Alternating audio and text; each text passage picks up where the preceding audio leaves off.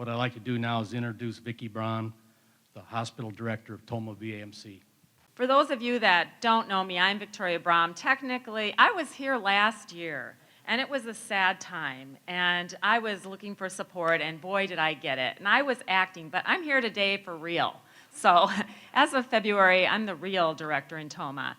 And I can really say that we came from a very difficult time with our opioid issues, our dental issues, our VAF issues. I'll just be out there. We had a lot of work to do, and I honestly don't know if we would have been able to do it without the support of you. I can tell you the DAV has been behind us in good times and in bad. And now when time, and I thank you so much. If we didn't have the veterans and the veteran support and the veterans groups and the veteran service officers, it would have been really hard to get the public to trust in us again. So, from the bottom of my heart, I thank you. I'd like to do some special recognition to some of the gentlemen that are there at the Tomah VA all the time and have never stopped attending, engaging, and supporting us. So thanks to Al LaBelle, Larry Hill, Rob Hilliard, Curtis Jabot, Chuck Gasvian, and Rodney Helgeson. Amazing. You're part of us. Everybody's a big team. I don't know what veterans would do without the VA. Of course, I'm biased. I've been hanging out for 36 years, and I love veterans. But this is a place where veterans help each other. I know some of this was said earlier, but this is a place where it is about veterans. We work really closely with Fort McCoy, with Vogue Field, with all the veterans groups to find ways, more innovative ways to take care of veterans. How can we be a team? How can we support veterans at every journey in their life?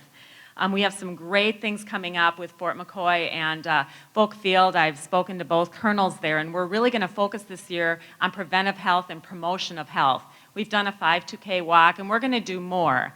And that darn colonel, over at Fort McCoy has challenged me to a mud run. This is ridiculous. That guy runs 13 miles a day, and so I have a little challenge to do. This is going to be... Did you accept that challenge? Like I had a choice, like I had a choice. But, I have to do a few working out here for a while. We'll see. It'll be a little down the road. But just to give you an idea of how much has been done for the Tomah VA, the DAV volunteered over 3,500 hours last year. And already in 17, over 1,400 hours. And we're not even close to the year being over. You have given us 7 vans. That is huge. Being a rural center, it is critical that we're able to get out to our veterans. We use mental health, but there are many veterans that really need to get in. We're going to have a meeting shortly in the next couple of weeks with Price County too to look at some transport issues and how we can do better there.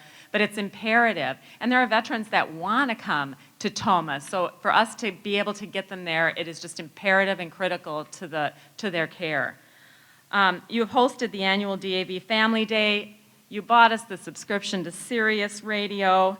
Your funding is amazing, helped with our integrative health clinics, our national events for scholar trips, besides all the trips with our veterans, the on-site support. So again, I can't even quantify it. Thank you. I really think I wouldn't be here to give you some really good news this year if you wouldn't have stood by us when it wasn't so good.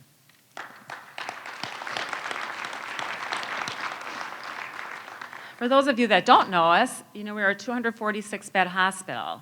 We were very fortunate to have Jake Leinenkugel there last Friday to spend the day with us and deliver words for the Memorial Day celebration. We all have a mission for veterans. We're here to serve. But Tomah's decided to move in a direction that we've done a community gap analysis and looked at what is the kind of care that the veterans need that they cannot get nearby.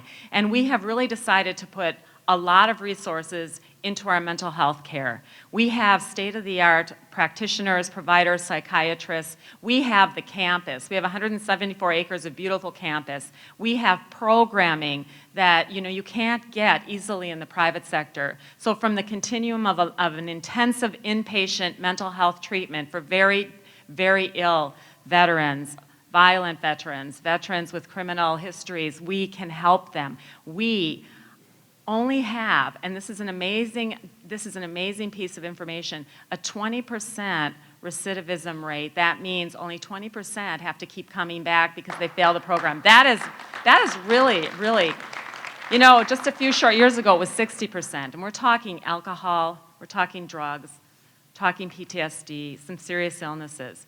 We've decided to expand, though, and have been fortunate to get resources to now, our 405 building has opened informally. We've moved veterans over there. We are moving our residential program from 45 beds to 70, and we will have a grand opening in the future, and definitely let you know about that. But we have opened a regional female MST, a woman veteran MST program, their own unit. The only residential one in that region right now. It's a beautiful, you've got to come and see it. It's a beautiful, their own space, their own living space, their own station, very separate, very safe. We are treating not only combat PTSD, but non-combat PTSD. We're also looking at, Fort McCoy has worked with us, and we've come to an agreement, and we've now started doing prolonged PTSD therapy with their simulator unit. That is the only one in the country. We provide the therapists, we bring the veterans, they run the machines. So this is a great way of partnering with them. We're going to be helping them with their recruits. They surge about 150,000 recruits during the summer. We got our mobile unit up. We were very fortunate. We applied. There were about 215 applications, and VA was doing access awards. So if you could show that you could make improvements for access, you could be funded. We got 4 projects at Tomah funded, about $250,000. One of them was our mobile medical unit. So we can put satellite in it, charting, state-of-the-art. We can run over to Fort McCoy, do the dental exams. We can run out to very rural areas, flu immunizations, audiology testing, physicals, things that veterans need, we can go to them. So that is a really huge thing for us to have that unit back up. We are going to expand our community care, much like Madison is doing. We have added staff and are having a community care division so that veterans that are having trouble with choice will now have 3 teams of people that can help them. They have case managers, but we are beefing it up because there are so many issues right now. Hopefully with the 2.0 legislation that will be much better. We are also going to pilot putting actual community care case managers for choice inside the C-box, so that when veterans come into the C-box, they actually can have someone to see inside the C-box. So we're hoping that will help expedite. We're also funded to add physical therapy. We have physical therapy available in our urgent care in Tomah. What we want to have is physical therapy assistance available in our C-box, so that if there are physical therapy needs, we can kind of start initiating treatment right away, saving veterans trips. And then the fourth one was, I'll catch it later. I'll catch it then. Oh, the dental. We are going to streamline our dental service. We're opening a new operatory with 12 dental suites. We are on the road to having a residency in dental. And so we have, we're going to streamline the way the structure is. It was so strange that veterans were coming back twice, once to see the dental hygienist and once to see the dentist. That's just weird. So we're going to do it all together now so veterans can come one time, see everybody they need to see, and streamline that access. Speaking of dental, we had a little problem in the past year. We had a dentist that decided to use his own equipment against VA policy. So in an effort to be transparent and try and get out of in the front of bad news, you know, we notified 592 veterans that had seen this dentist, that even though it was extremely low risk, we were willing to test you for anything so that you can sleep at night. I can tell you 492 of those veterans have been treated, have been tested, and there is not one that has contracted anything. And I don't project there will be. That risk was so small. The ones that have not been tested have either just said, it's fine, I don't need to be, or didn't respond to the phone calls and the certified letters. So what we've done is flag the records, so if that veteran comes in for an appointment, we're going to say, hey, do you want to have the testing done? So I'm just glad to say nothing happened. It's too bad that the stress, that the veterans had to go through that kind of stress, but I'm just thankful that nothing happened long term for them. Access, Tomah's access. We are in the top 10% of the country for our access. 90% of our veterans get in less than 30 days of when they want to get in. And something else, we're piloting. We started it in our mental health department, and what we're doing is trying to answer the phone, do you want to be seen today? So now it's working so well. We only had 2 veterans take us up on it, but it's working so well that we're going to start to do that in primary care too, so that, we're sending the message that we will see you today, we'll schedule you an appointment, but if you have anything urgent, please let us know. We are really going to try and support the mission of the VA in terms of the Secretary's priorities. His second priority, suicide. Well, his first priority is the prevention of suicide. With our expansion of our mental health services, we want to be state of the art. Mr. Leinenkugel was actually pretty impressed with the kind of services that we're able to provide, all the way from residential to outpatient. One of the things we're doing is working with the VA nationally. It's called the Rocky Mountain Educational Center, and they do a lot of research in new and innovative ways to prevent suicide. They're going to be coming out to the Tomah VA, and we're going to look at all of the things that they're doing and try and pilot some of those mechanisms to see if we can do an even better job at predicting and preventing suicide. They have great screens. They have apps. One app we're really interested in is when you identify a veteran with high risk of suicide, if they're willing, you can put an app on their phone. They don't have to do anything. But we can kind of tell, like if they stop texting someone or if they haven't been on in a while, little things that might make us think they're coming into a depression or their depression's worsening, so we can ramp up our phone calls or our attention to them. So we're really going to take a look at those and see if we can do more state-of-the-art kind of prevention, because we do have that kind of high-risk population at Tomah, and what we don't want is ever for there to be a suicide, a completed suicide.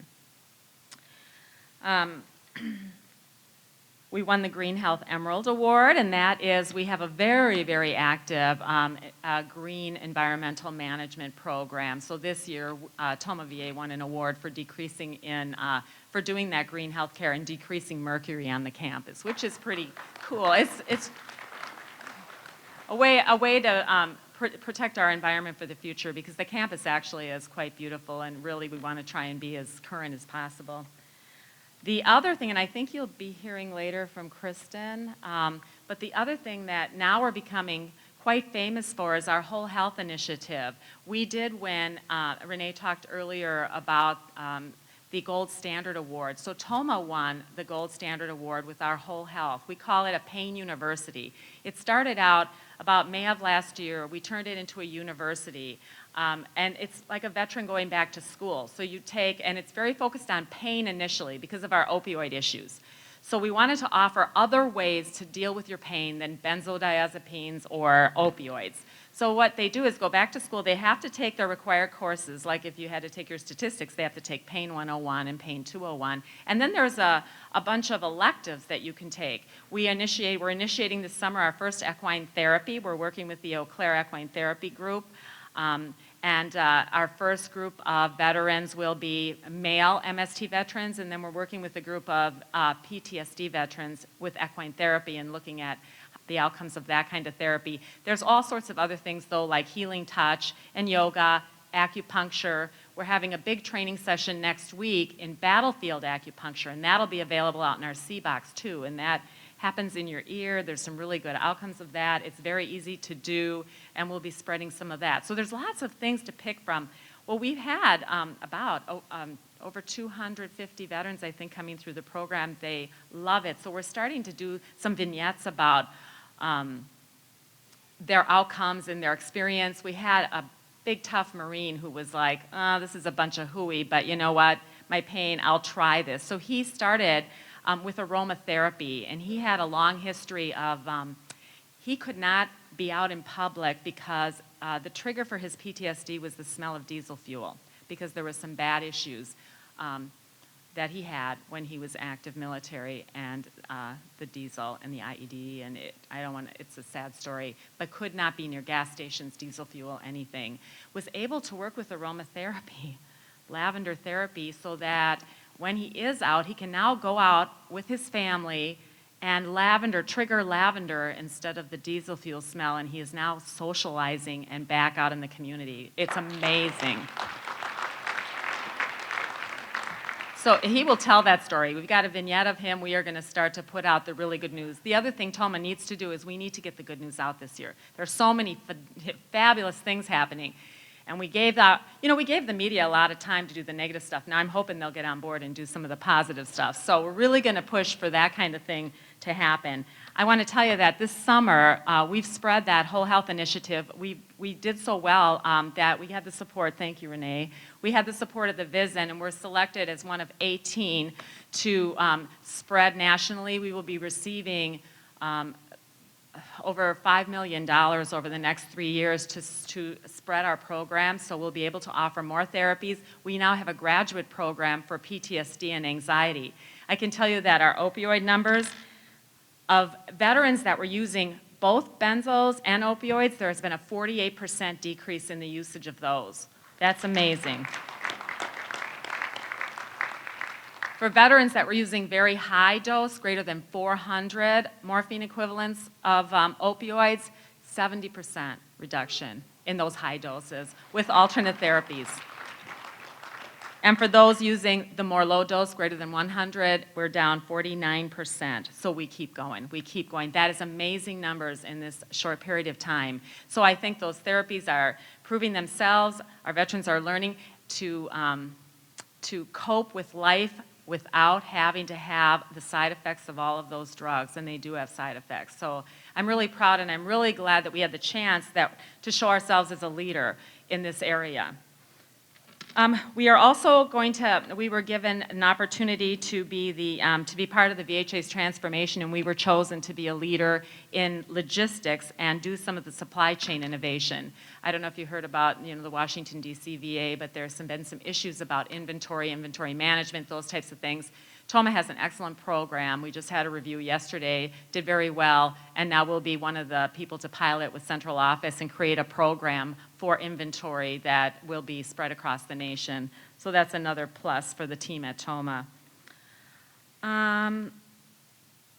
We are in July 1st, starting a medical residency for psychiatrists at the Tomah VA. This is going to really help our recruitment. They're coming to learn.